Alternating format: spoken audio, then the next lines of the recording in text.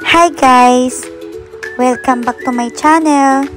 Today, share ko sa inyo ang aming experience sa Monasterio de Tarlac. Grabe mga mami, sobrang ganda dito. Mapapawaw ka na lang talaga sa ganda ng paligid.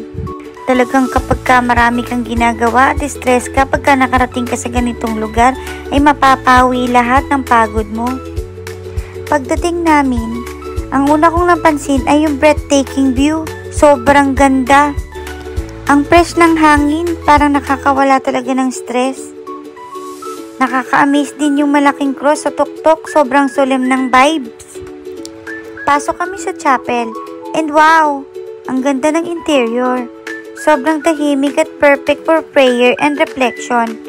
Nagdasal din kami saglit at nagpasalamat sa mga blessing. Tapos, after namin mag-ikot, nagpicture-picture kami sa paligid.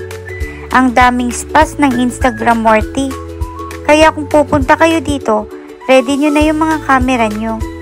Super worth it ang biyahe. If ever nandito kay Tarlac, ay highly recommended na bisitahin nyo ang Monasterio de Tarlac. Ang peaceful at ang perfect talaga for soul searching.